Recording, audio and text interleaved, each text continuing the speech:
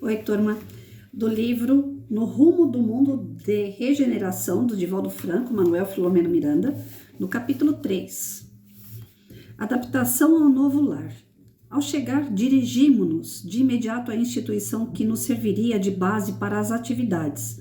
Em um local aprazível, próxima ao mar, podíamos beneficiar-nos das emoções do oceano, do brilho do plâncton à noite e a seiva das árvores, que muito nos auxiliam na constituição perispiritual. Tá aí o porquê que eu gosto tanto de árvore. Porque é uma energia maravilhosa que elas têm, gente. Jardins bem traçados abriam-se em variadas flores que desatavam perfumes, enquanto míriades de insetos voejavam no sagrado mister da vida, sob a assistência vibratória dos elementais. Tratava-se de uma comunidade espiritista dedicada à iluminação de consciências e edificação moral pelo estudo da codificação kardeciana. A movimentação era muito grande, tanto de trabalhadores conscientes das suas responsabilidades doutrinárias, quanto de espíritos abnegados responsáveis pelos cometimentos abraçados. Num dos setores, havia edifício especialmente dedicado às reuniões mediúnicas e o movimento de sofredores de ambos os planos fazia-se significativo. No mesmo espaço eram realizados o atendimento fraterno aos cansados da labuta física e aos sofredores desencarnados, em meio aos quais podíamos notar adversários perversos de pessoas enfermas, bem como inimigos entre eles em peculiar processo de obsessão recíproca.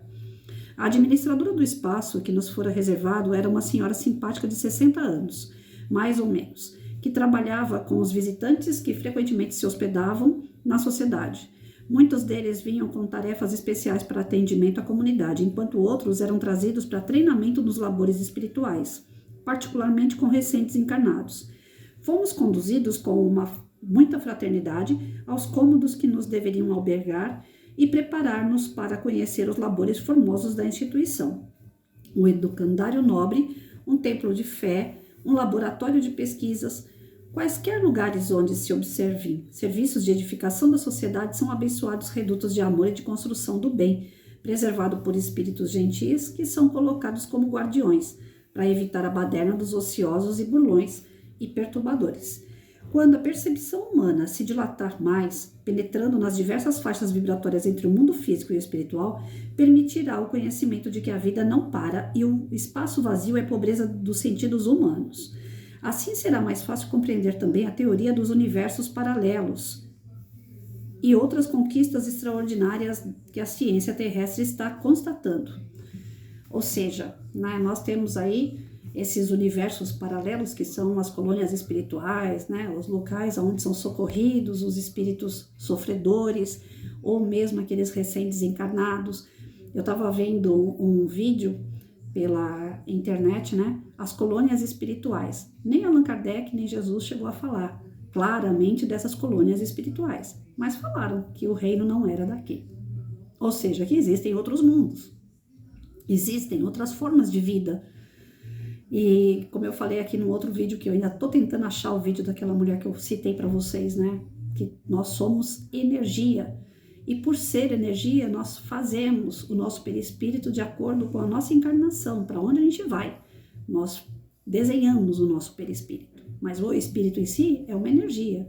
Então, lógico que os nossos olhos encarnados, né, na carne não vai enxergar essas energias, né? Mas espírito enxerga espírito.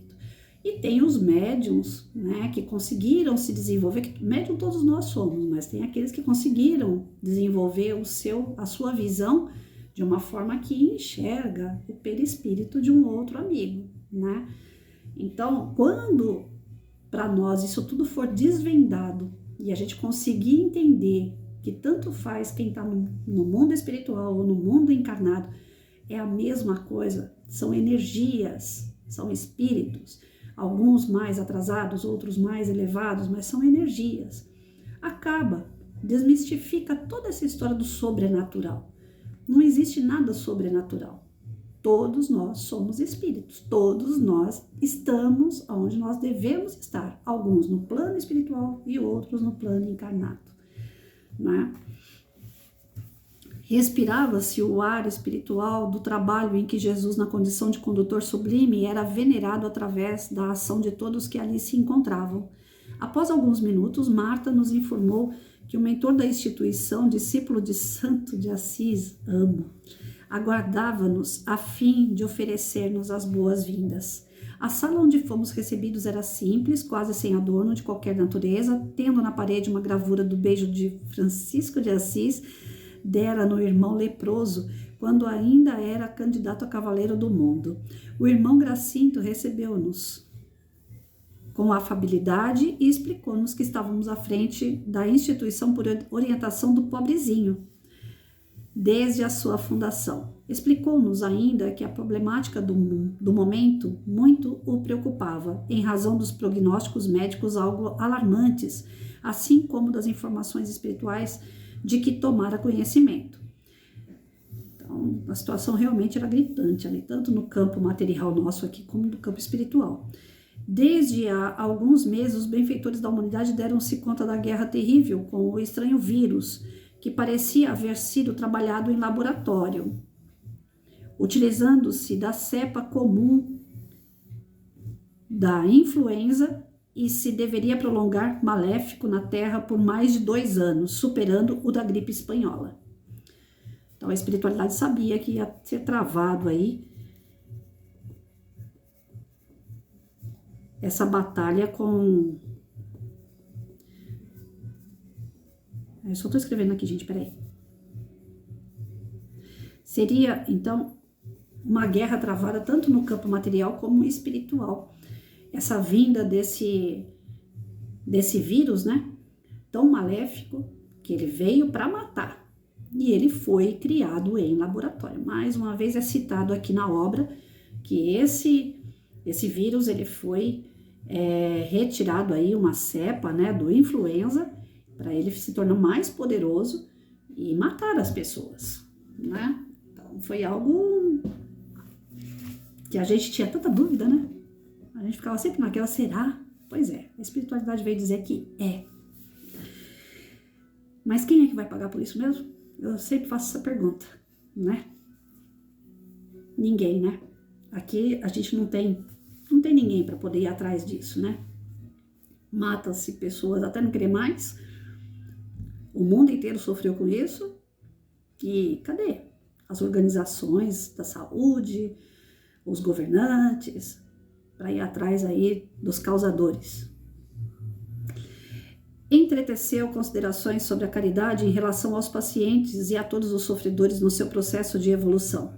E dirigiu-se diretamente ao irmão Spinelli, informando que podia contar com todos os serviços da instituição a qualquer momento e sem consulta anterior.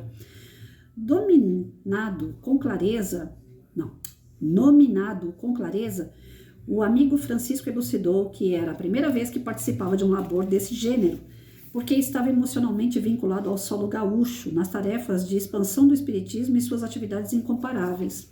O nobre administrador convidou para que nos acompanhassem 2 amigos espirituais que se encontravam presentes e fizessem o trabalho de cicerone da bela instituição.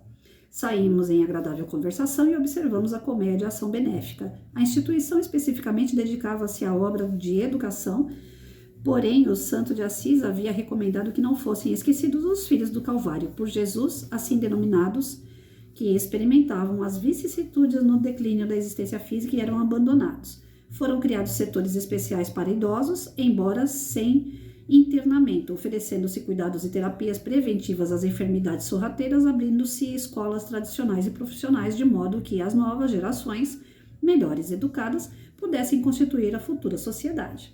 A higiene, os cuidados domésticos e os setores especializados em diversas áreas, médico-odontológica, farmacêutica, laboratorial, de parto natural, chamavam-nos a atenção, mas também a alegria e a psicosfera ambientais de voluntários e funcionários, perfeitamente conscientes de que o amor é a maior terapêutica preventiva, curativa que existe. O setor doutrinário, fiel aos princípios do Evangelho e à codificação kardeciana, estava em pleno funcionamento, o que nos surpreendeu satisfatoriamente. À hora da refeição, fomos convidados ao refeitório central, quando fomos apresentados a todos os trabalhadores pela generosidade do irmão Gracindo. Posteriormente, fomos informados de que esse espírito abnegado trabalhara com o suave e doce pai Francisco e se encontrava nessa tarefa por amor, e alguns deles que reencarnados faziam parte do grupo que ele pretendia levar a Jesus. Comoveu-nos também constatar que a mediunidade com Jesus era preservada e vivida naquele lugar com o respeito e a alta consideração que merece, sendo exercida cristamente, como recomendava o codificador. Graças ao desenvolvimento intelecto-moral dos seres humanos, à medida que se fazem sensíveis à beleza e à reflexão, mais percepção adquirem em relação aos denominados fenômenos paranormais. Por ensejar-lhe melhor sintonia com as vibrações sutis que os envolvem. Então, foi aquilo que eu acabei de falar lá atrás, né? À medida que a gente vai se tornando pessoas melhores, que a gente estuda mais, que a gente começa a ter mais compreensão, os nossos sentimentos, né? Os nossos sentidos, eles começam a ficar mais aguçados em relação ao que é espiritual. Então, para nós não existe, para aquelas pessoas que... Para nós não, porque eu ainda não consegui chegar nesse patamar, mas para as pessoas que conseguiram, né, se desenvolver mais, a parte mediúnica, que conseguiram ter essa sensibilidade maior, principalmente na questão dos olhos, ouvidos, né, para eles é como se estivesse vendo um encarnado na frente, não vê diferença nenhuma. Então não existe aí uma questão paranormal, é algo normal, né? À medida que você evolui, tudo o que se diz a respeito do plano espiritual para você é coisa normal. Eu citei algum tempo atrás, numa das leituras que eu fiz, uma senhorinha que eu conheci logo quando eu entrei na doutrina, e ela falava assim que ela fazia bolo na casa dela para crianças. Aí eu falava, a senhora é vó, né? Tem um monte de netinho? Ela falou, não, são crianças que vêm para poder sentir o cheirinho do bolo, porque são crianças que estão do lado espiritual. Mas eles vêm à minha casa e pedem, vó, faz bolo de brigadeiro, faz bolo não sei do que lá, tal, bolo de chocolate, né? Que eles gostavam de sentir o cheirinho, o aroma daquele bolo. Aquilo, as crianças ficavam felizes no campo espiritual e ela conversava com eles assim, de igual para igual, como se estivesse falando com uma pessoa encarnada. Então, à medida que você vai evoluindo, isso é tudo trato natural. Não é nada de loucura, não tem nada de anormal nisso aí. Com o suceder do tempo, mediante o exercício cada vez maior das faculdades mediúnicas, os fenômenos tornar-se-ão normais, tornando esse delicado sentido físico mais primoroso e transcendental. Nós não temos os sentidos de ver, ouvir, sentir o cheiro, o tato. Ver o campo espiritual vai ser mais um sentido, gente, quando a gente começar a desenvolver isso de verdade. Mas para isso tem que desenvolver primeiro aqui, né? Se tornar pessoas melhores, mais amorosas. À medida que a gente vai compreendendo o campo espiritual, que a gente vai lidando com as pessoas, com as situações, com amorosidade, de verdade, sem querer nada em troca, vai ser... Olha, eu não vejo a hora. Sinceramente, eu fico toda empolgada de imaginar quando eu vou conseguir chegar nesse patamar. Eu quero, eu desejo, né? Porque do mesmo jeito que a gente consegue fazer o bem para aqueles que a gente vê, que está na carne, né? Como eu gostaria de também poder ajudar aqueles que estão do outro lado. Porque eu sei que eu sou a maior necessitada no dia que eu passar para o outro lado. Por isso que eu tenho essa necessidade de ajudar. Porque eu sei que eu vou precisar de ajuda. E isso, cada vez mais forte, vem em mim. Essa sensibilidade, esse desejo de fazer o bem para aqueles que estão do outro lado. Agora, há pouco tempo, eu fui convidada a trabalhar novamente na casa espírita e poder ser útil como uma médium, né, que está ali a favor da espiritualidade, para ser utilizada a favor do próximo, né? E eu recebi algumas mensagenzinhas assim que foram agradáveis. Eu sempre falava na outra turma que eu tive que eu não queria dar uma psicografia ou um recado que fosse brusco, que fosse daqueles espíritos mais endurecidos, que falam ainda em querer matar, em querer fazer o mal. Eu tive nesses anos todos de espiritismo, eu tive uma única comunicação assim. E foi muito bruta. E eu falei para os amigos que estavam comigo, eram 14 médiums, eu falei, gente, pelo amor de Deus, alguém recebe esse tipo de notícia. Eu não quero dar. Porque por mais que a notícia não seja minha, é de lá para cá, a sensação que dá é que eu sou cúmplice, eu não sei se vocês vão me entender, né? Então, eu não gosto desse tipo de atividade, de ajuda. Isso aí eu acredito que não está ajudando em nada, né? Então, eu pedia muito para que a corrente franciscana com a qual eu trabalho, que me ajudasse a sempre mandar, né, mensagenzinhas que fossem motivadoras. E agora, no retorno, depois de, acho que eu fiquei uns 6, 7 anos sem praticar, eu retornei e graças a Deus eu falei, vou chegar lá, vou travar, né? Faz tanto tempo que eu não trabalho com isso, tudo. Mas a minha vontade de ajudar é tanta que eu sentei e falei, Senhor, seja feita a sua vontade, eu tô aqui para isso, né? E eu espero que sejam textos, né? Sejam mensagens que vai chegar naquela pessoa que veio buscar ajuda e que possa dar um empurrãozinho para que ela continue, né? E veio um texto bem diferente do outro, dos quais eu escrevi assim, que eu sentia, né? Eu não escuto, não vejo, mas eu sentia a presença daquele irmão, o que ele gostaria que a pessoa soubesse, que a pessoa, né? Algum direcionamento àquela pessoa, e aí conforme você começa a escrever assim, vai dando aquela emoção, o coração vai, né? É difícil, porque é uma energia muito forte. Muito forte. A minha vontade ali no momento é de sorrir, mas eu não posso, né? Porque é um trabalho sério, então a gente fica ali, quietinha.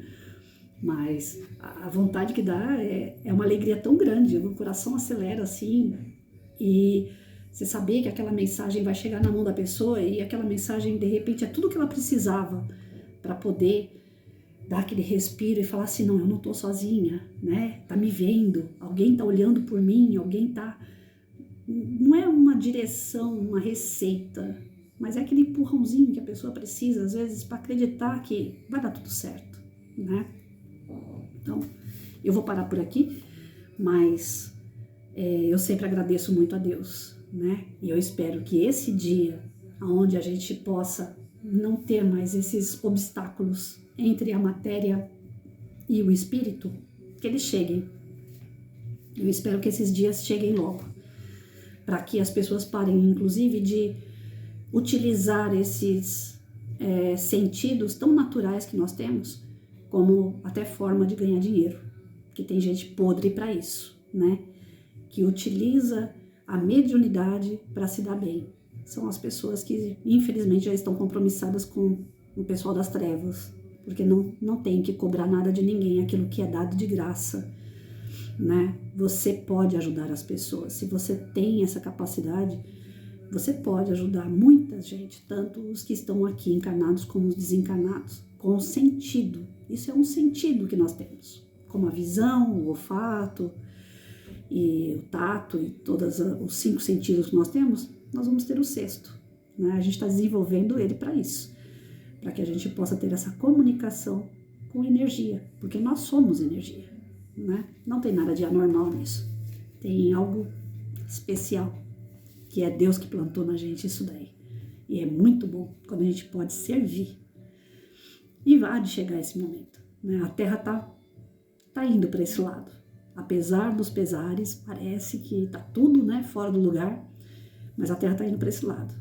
A gente vai chegar nesse patamar aí, onde a comunicação lá no plano espiritual mesmo, a comunicação é feita pelo pensamento. Não precisa nem abrir a boca para falar, gente. Já pensou? É tudo de bom, né? Mas isso para quem não deve. Para quem deve, que quer ficar escondendo aí os seus segredos, né? E os segredos fazem parte da nossa imperfeição moral, aí é mais complicado. Mas a gente vai chegar lá. Eu tenho muita fé de que a gente está indo a passo lento, mas a gente está chegando lá. Nesse momento em que as pessoas vão poder confiar de verdade umas nas outras. Aqueles que são, como eu falei, que gostam de guardar segredos, né? Esses aí vão ter que aprender que esse não é o caminho. O caminho correto é você agir de acordo com Jesus. É amar de verdade. E não amar querendo alguma coisa em troca, né? E não se fazer de ser algo que você ainda não é. A mentira, a omissão, as traições, elas vão cair por terra. Eu tenho fé que esse dia vai chegar.